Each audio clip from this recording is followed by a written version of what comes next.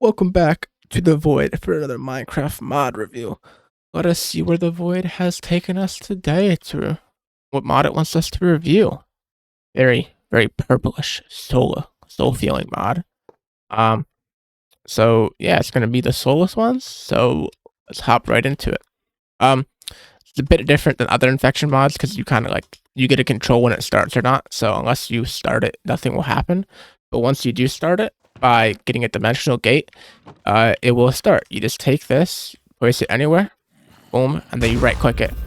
And it does this, and then from then on, infection has started in your world.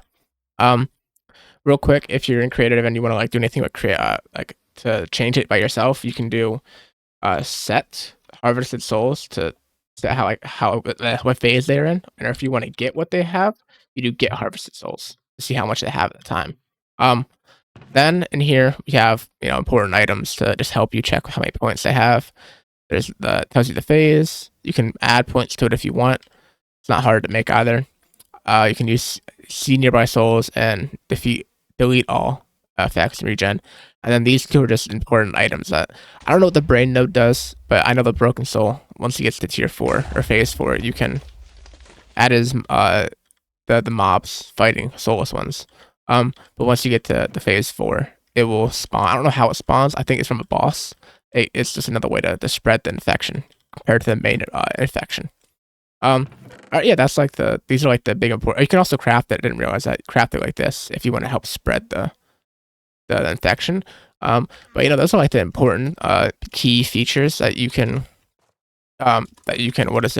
key features that help you can use to help I cannot think of the right word, help progress the infection. And then on here is I'm pretty sure, at least in the old version, I'm assuming it's still like this. Once you get the cure of souls, this should basically stop the infection from my memory. So you just have to go along there. But do let me know if I'm wrong, Seeker. I could be wrong, or I could just be thinking it's from the old version. But yeah, let's hop right onto the main infection. So I'll show off more stuff, but I want to show off the main spreader in the beginning.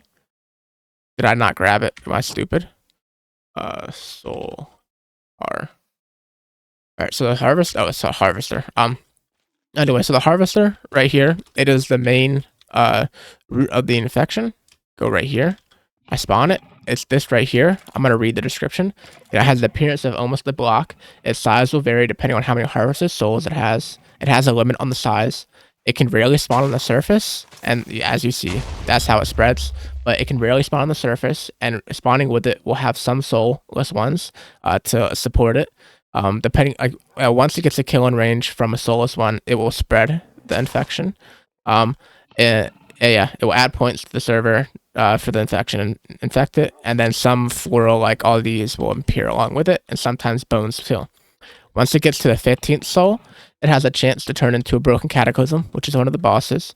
A 33% chance to be precise, and after the 45th soul, and it's on phase 4, it will turn into a paragon boss. I'm not too sure about the paragon boss, if it's added or not. But when you do manage to kill them, it will remove half of the points added. And then the max limit is 5 of them, and they can despawn if there are no nearby soulless ones. But once you get 6 kills, around it and everything, it will not despawn by itself. So you would have to go and find it to kill it. Okay, I'm moving on. We're gonna show off the bosses first before I show off a few of the other ones. So we have the Broken Cataclysm and the Evolved Threat. So started off the Evolved Threat. Here, I'll grab the other things needed for it. Where is it? Devour. That contamination. Okay. So the way it goes is for any of the bosses, for both of the bosses, the way it starts is you will have the Evolved Threat. No, it's a boss. It's not a mini boss.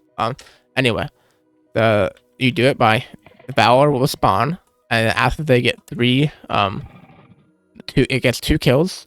It will turn into the contamination.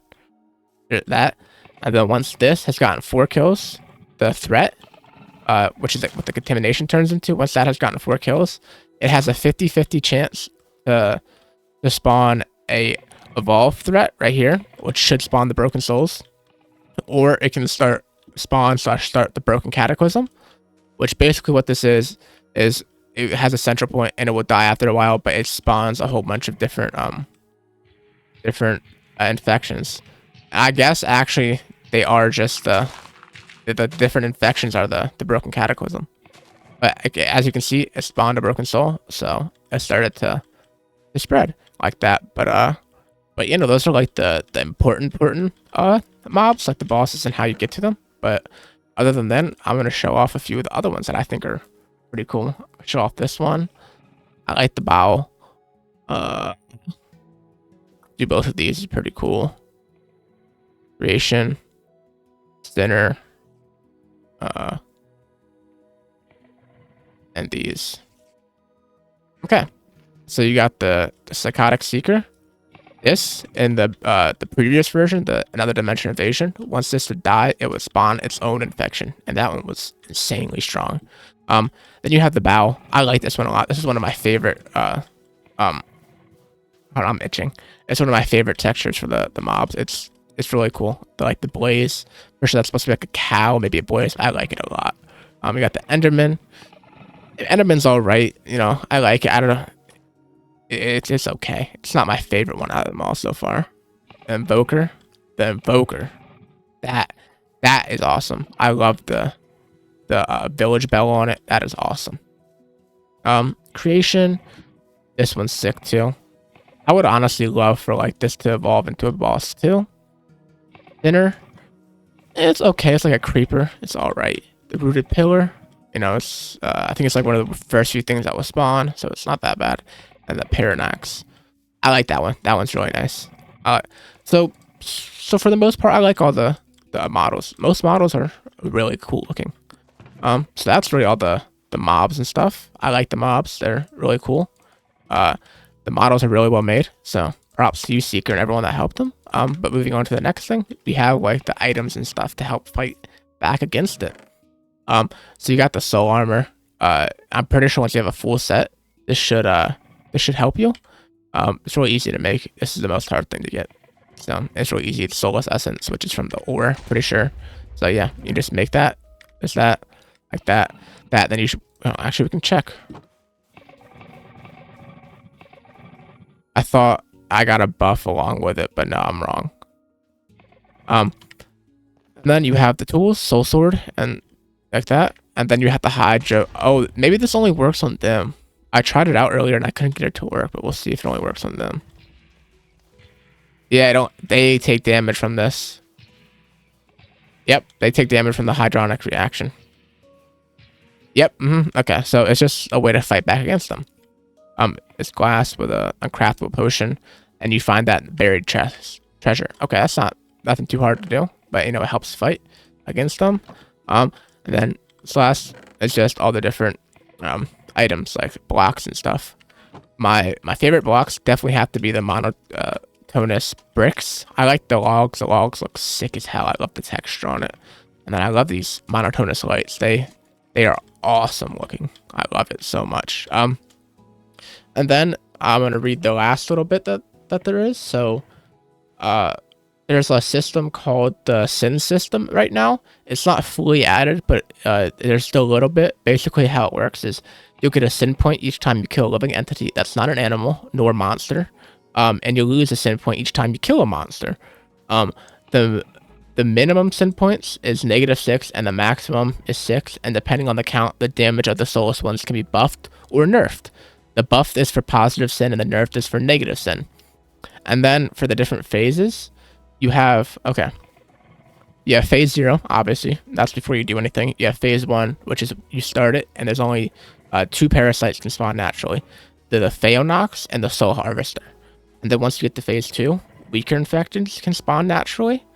Alright, as you guys can see, the game literally just crashed, so I'm gonna restart on the phases, and I will, I'm just gonna restart reading them. So, yeah, phase 0 is when nothing should spawn. That's before you start it. Phase 1 is when the only parasites that can spawn naturally are the Pheo Xenix and the Soul Harvester. Other ones can still spawn if they get infected, but they don't spawn naturally. In phase 2, which is 10 harvested souls, weaker infecteds can spawn naturally, and it boosts the stats of all mobs by 25%. And then phase 3, which is 40 harvested souls, the mid-tier infecteds can start spawning. Now every entity below 20 HP will spawn a Solar Might on death. Entities below 50 HP but above 20 HP have a chance to revive with half of its HP when it's dead. And every mob has a 50% buff stats, and every mob when spawned that has less than 40 HP has a chance to be controlled by the infection via the delusional and illusion effect, and it's a 5% chance for that to happen on phase 3. And then on phase 4, which is 120 harvested souls, the infected mobs will adapt to almost every single type of damage unless it's melee, and some of them arrows. That's when the boss can start spawning, the Broken Cataclysm and the Evolved Threat, and the broken souls that the evolved threats bring along with it. The stats are above 100%, and then the chance for the mobs to be spawned with it controlled by the delusional illusion effect is increased to 10%. So yeah, that's how the phases work with it. So I'm just gonna skip that. It's not gonna be shown in the village. I mean video. I'm gonna do the village report. Set harvested souls 0. All right, changed my mind. We're doing the villager fort. I know you probably saw me just teleport to the village. That did not work out at all. So yeah, I'm just gonna skip this and we're gonna do this. So I'm gonna spawn 4, 2 here, 1, 2, and then other side 2. 1, 2, 3, 4.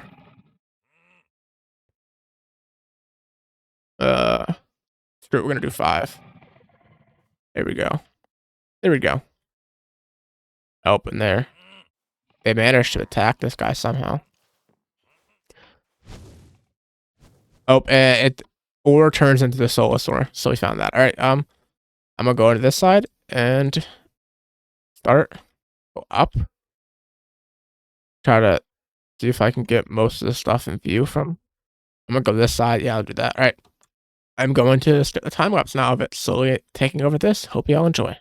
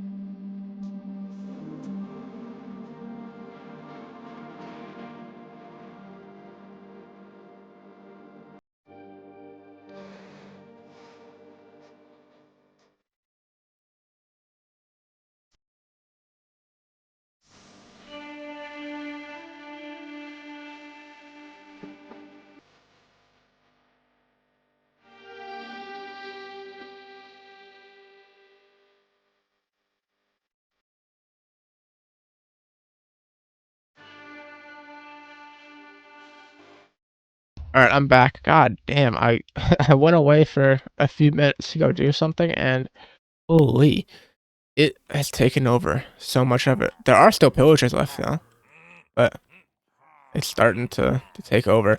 You guys saw, it had a bit of trouble starting off in the beginning, but as soon as night hit, it was able to actually properly start spreading. I had to spawn new ones in though, because I guess the mobs just were killing it too much. Over here has no infection though, so yeah.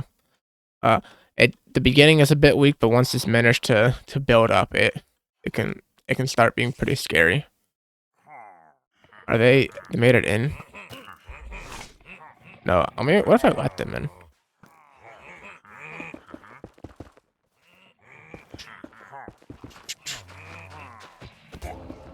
I don't know what I hit.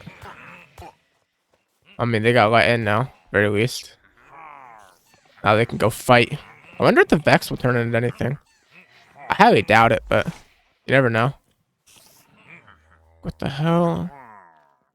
I mean, they're like weird, like the way it spreads.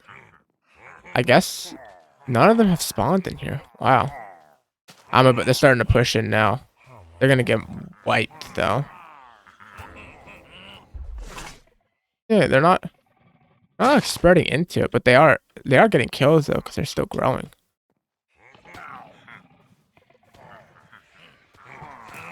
Oh my god!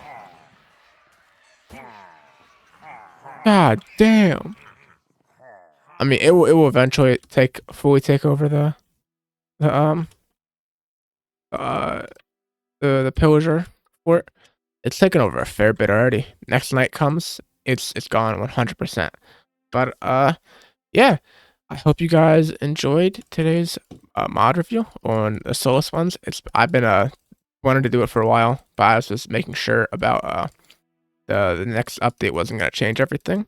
Next update just adds a bit of like reworks for the items and textures and stuff like that. But yeah, I hope you guys enjoyed today's video. If you guys did, make sure to leave a like, comment, and subscribe. Doing all three of those things will help me and it will boost my channel, get out to more people. Yeah, if you guys have already done that and you still want to help me out some way, you can check out my Patreon and my Discord. The links are in the description. I know not everyone has money for a Patreon, so I'm not expecting that, but you know, I know most people have a Discord, so join my Discord server. We can talk, give me some ideas, all types of stuff like that. Yeah, but other than that, I hope you guys have a good rest of the day, night, evening, whatever time it may be for you. And peace. I will see you on whatever video you watch next. One last thing, if I did get anything wrong, make sure you don't let me know in the comments. So yeah, that's about it. Like I said, I hope you guys have a good rest of the day and peace.